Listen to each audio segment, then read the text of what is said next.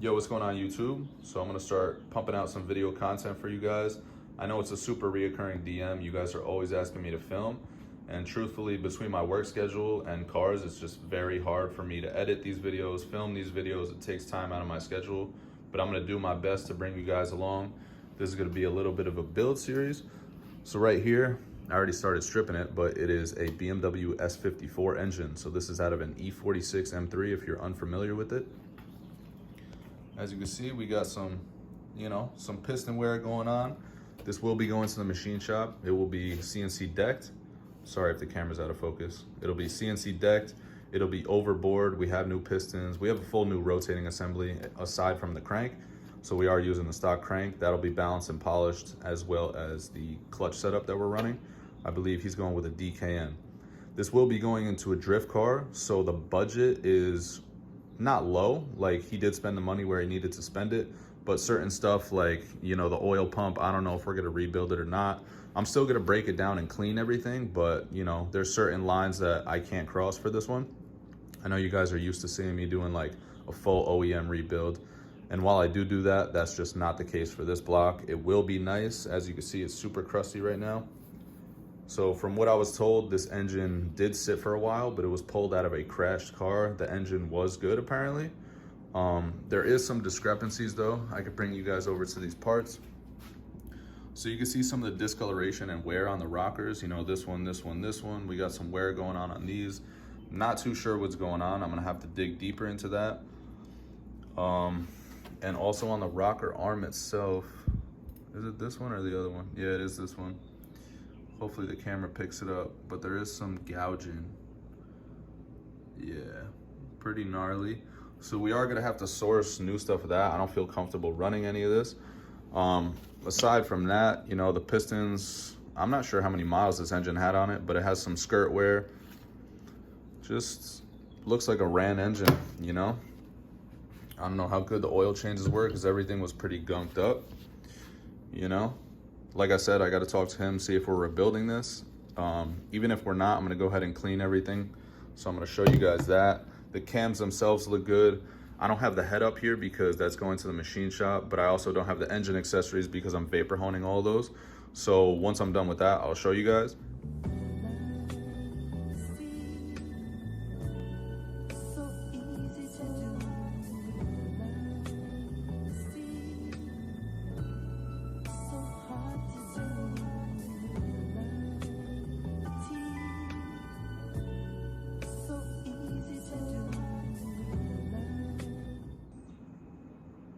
All right, so as you can see, I got the block down to the bare metal. I know a lot of people ask me how I get the finishes on these engines when they're done, and it's all in the prep work. So this is a stage that you want to spend some time on. This is very time consuming. There's no easy way around it. A lot of people ask me what I do for my prep work. I use a mixture of wire wheels, scuff pads, sandpaper, anything. These motors have a lot of nooks and crannies, so it is very time consuming, like I said, but you just got to get in there. You can still see I have to hit some of these spots and that shows up, but it's just like painting anything else. You want to get it down to the bare surface.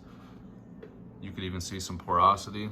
I also have to message the customer because it looks like, hopefully the camera will focus. It looks like there's some porosity going on here and uneven surface. So I don't know if someone's welded it and then hit the weld with a flap disc, but definitely don't want to build on a cracked block. So I might have to run the welder over this. I'm gonna run it by the customer and see what they say.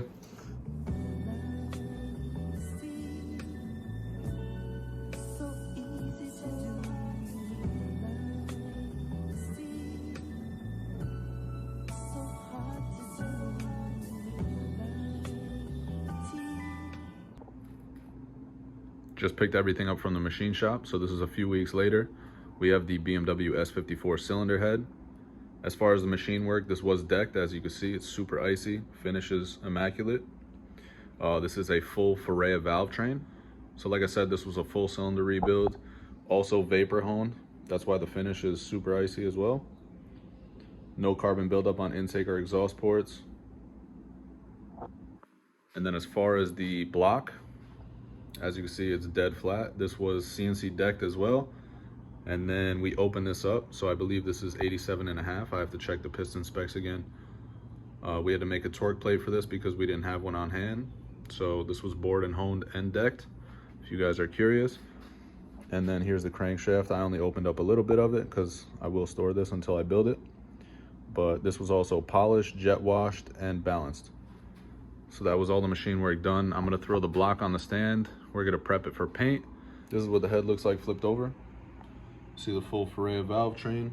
As you can see, new valve seals, dual valve springs, and then titanium retainers. Here are the intake ports. It's gonna be super hard to see in there. Oh, maybe you can.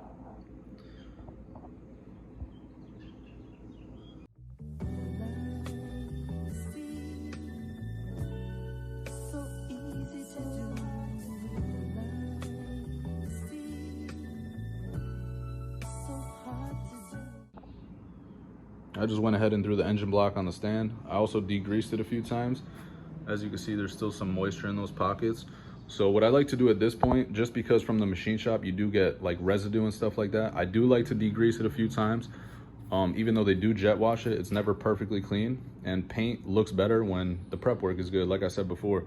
So with all these moisture spots, I go ahead and use some MAP gas, and I basically heat up the pores.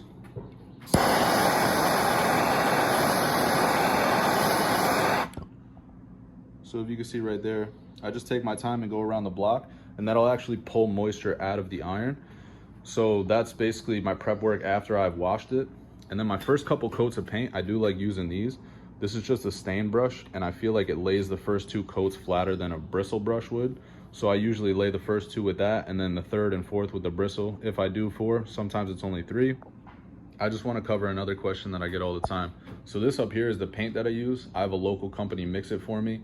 It is a high temp paint, and the reason why I use that is because around like 6 years ago when I first started doing these blocks, basically I would use aerosol cans like everybody else, and the issue with that is it would flake off relatively fast. So the longevity in painting this by hand is just way better, and this is heat resistant up to, I forget what they said, like 900 or 1,000 degrees, like something to that nature. And any car that you get under that I've done, the block is still good, whereas the aerosol cans flake all the time, especially when you're working, or if anything dings into it, it just chips and flakes, and I'm just not a fan. So I've done a lot of my own experimentation, and I got a color that I truly like, and it's a flat black for these BMW engines. So that's just pretty much what I go with, but I just wanted to tell you guys that because I do get that question all the time.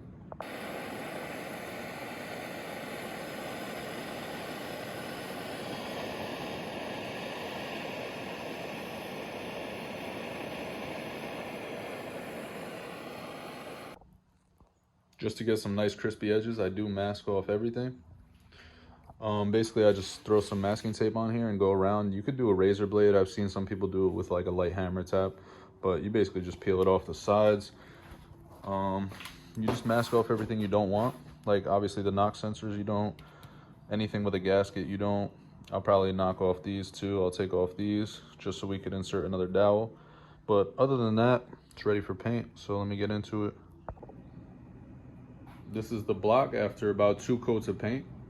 So it laid pretty flat, looks super nice. I didn't need a 3rd coat. I went ahead and also cleaned up the cylinders.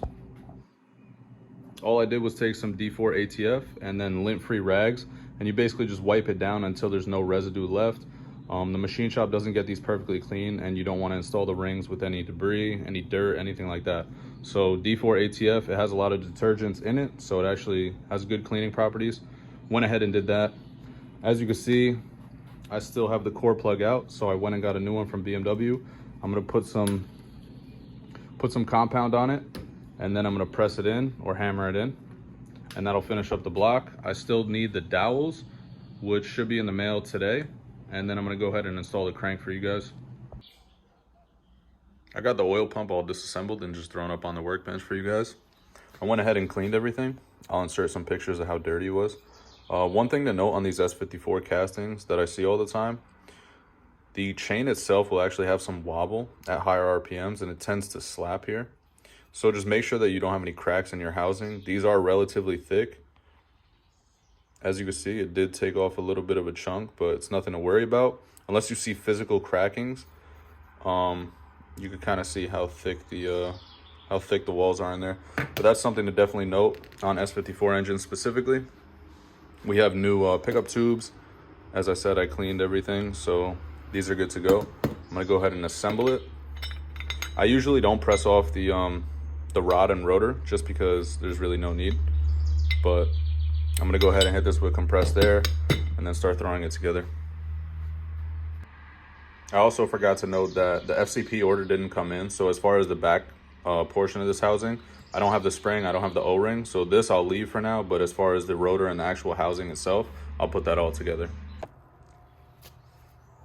All right, so what I'm gonna do real quick is just take some compressed air and just blow all these orifices out.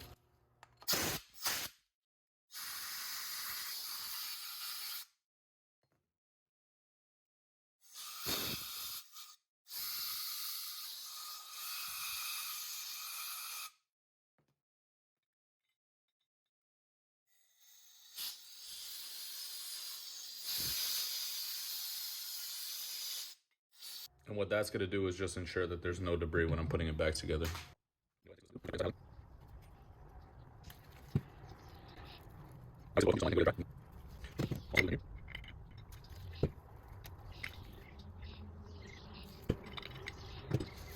All right, now that that's good, we're gonna take, so there's two rotors on an S54. We have a thicker one and a thinner one. The thicker one is gonna go into this side of the housing. The thinner one is gonna go into this side of the housing. And if you're confused with that, you can see that in here is smaller than this. So these two surfaces are different. So if you are confused, just always keep that in mind. I'm gonna go ahead and lube these up as well.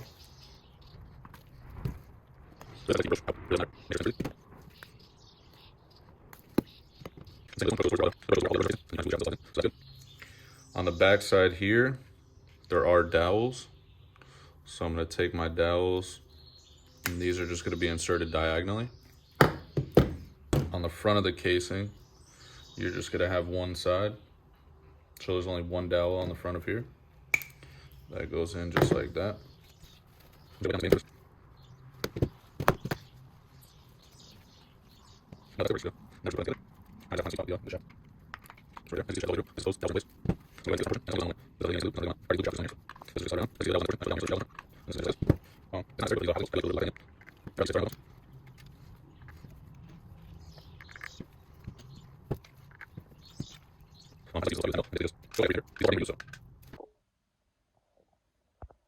We're gonna go ahead and get started on the rotating assembly. So first things first, you have your oil squirters. If your oil intervals are bad, these will gunk up. So as you can see, I already cleaned all these. I take some brake clean with a hose and just shoot it through here. And once you get a steady stream, that means it's good to go. I did clean the block with brake clean and ATF fluid. This is your only chance to install these. I've seen people forget them on S5X engines, and you'll have to take everything back apart because there's no access to this. So make sure on a street car, a drag application is different because you might want oil pressure to different areas, but for a street car, this is a necessity.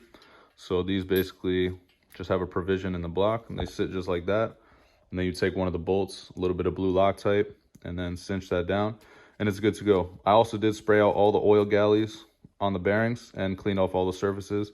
This was a line hone because we were running ARP hardware, so you don't want any ovaling. And yeah, let me get started with that. I'm gonna send all these squirters in and then we'll start with the bearings.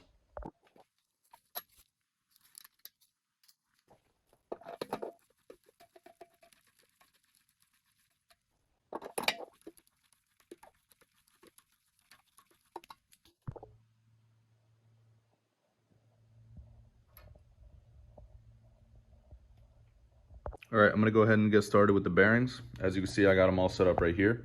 I did already install the crank. Like I said, I am using ARP hardware, so this was a necessity because I had to dial indicate all the measurements. This is the bearing that I'm going with because this was a line honed. So let's see if we could see. These are ACL Race 0.025 bearings. If you don't know how to install these, there's a little tang on this side, as you can see, and essentially you just stick that into the block where it has the tang. That's the only provision for it. You can't install them backwards because it just won't line up properly. So that's very easy. I don't put anything on the back side of these. I know a lot of people will put oil or something like that. I personally don't. I install the bearings dry and then I put some assembly lube on the face of the bearing. That's it. So I'm gonna go ahead and throw these in.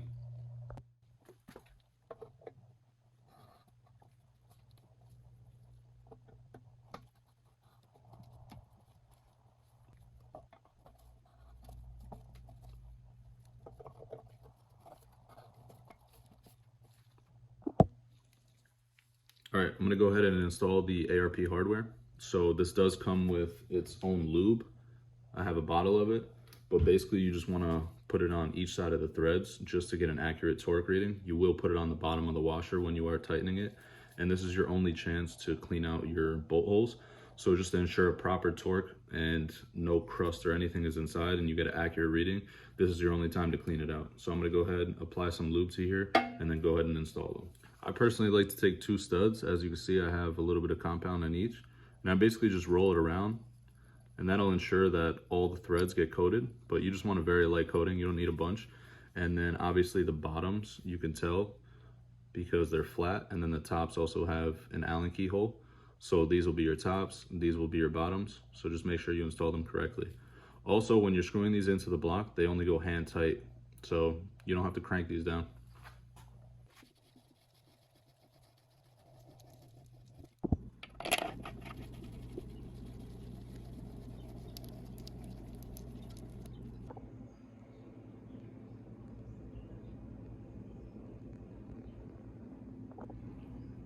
Also, if you get confused and don't know which is the upper and lower bearing, the top of these, or for the main caps, these are double tanged on S54. So you just want to reciprocate that with the actual cap. As you can see, this is 2 tang. The bottoms were only 1. So that's how you could differentiate the 2. And if you see these, those minor scratching, what it looks like to be scratching, that's just from the dial indicator, so that's not even a big deal. It doesn't affect the bearing in any way. These are gliding on oil. That's the most precise way to take measurements. You also can use like plastic gauge, which is also relatively accurate for a cheaper cost. I also forgot to note that the 6th bearing, the one to the last end cap, so you have 1 more, this is the second from last end cap, this is your thrust washer, so this has to go on that bearing, and it basically just tightens up the crank sloppiness.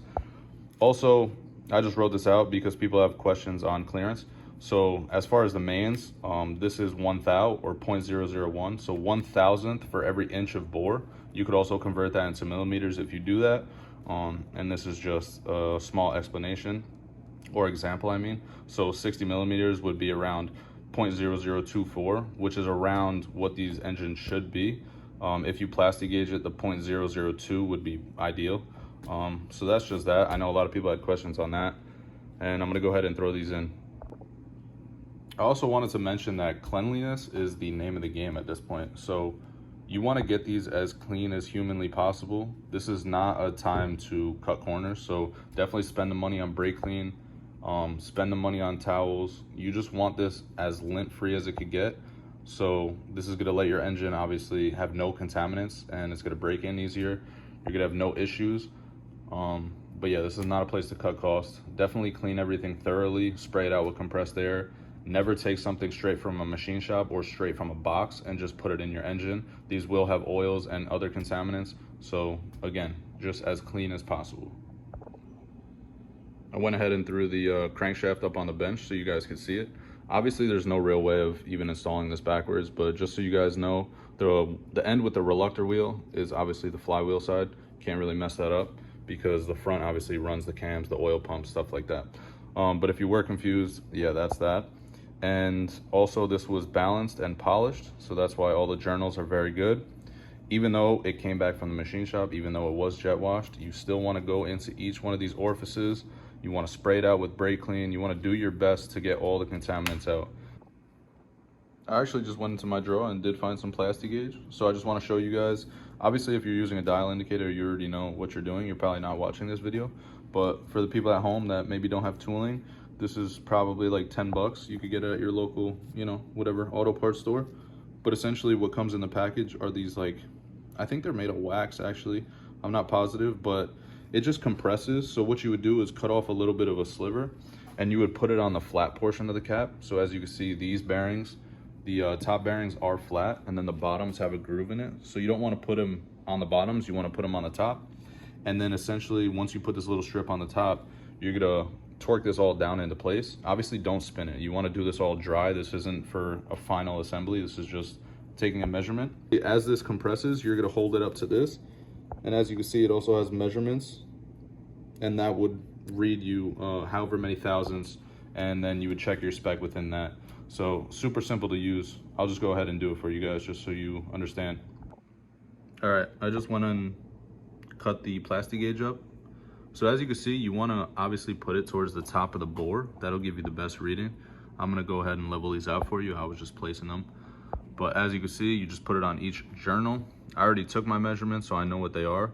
Obviously, mine are more accurate than this, but this is relatively close, just to let you know if you are within spec. All right, so once you got the crank in place, obviously the cam caps have to go in a certain way. So all the numbers on this case face the intake side of the engine. Obviously the tangs match up with the tangs on all the corners. For the ARP main studs, they recommend 60 foot-pounds, so I'm gonna go in 3 sections of equal parts. So I'm gonna do 20, 40, and then 60. I'm gonna start with the middle and then work my way out. Obviously you just wanna go equally.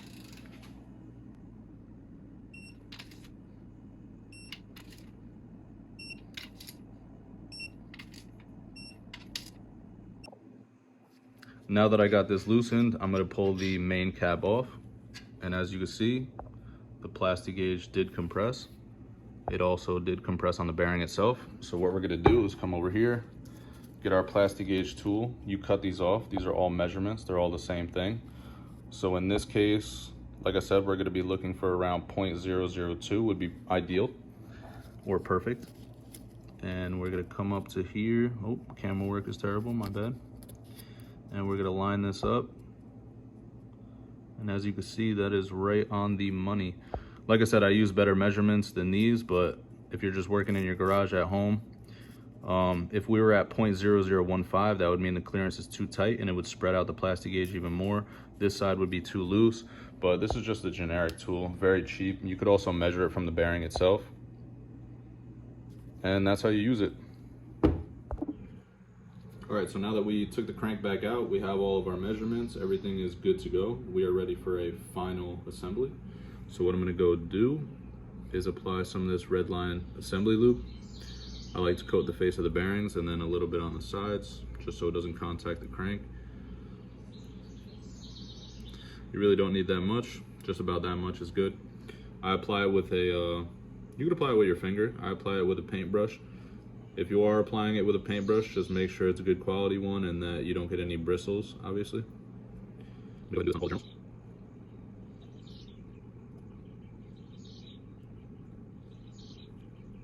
Now that all the bearings are coated, I'm gonna go ahead, pick up the crank, put it in one last time. There goes in front of the main caps. I also have assembly lube on these as well.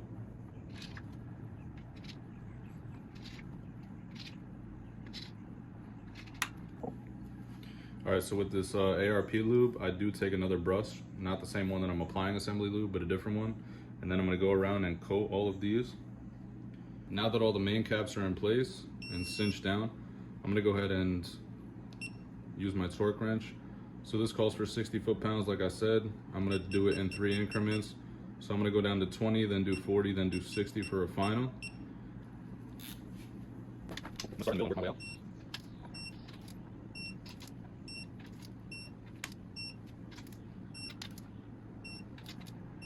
Now with the crank all torqued down, you can spin it by hand. And what you're checking for here is just clearance, and if you have any binding, this should rotate freely by hand. It has no weight, it's just a crank. Also should clear all the oil squirters, and it should clear these pickup brackets for the oil pump. But this is good money, so we're gonna go and move on to the piston and rod assembly.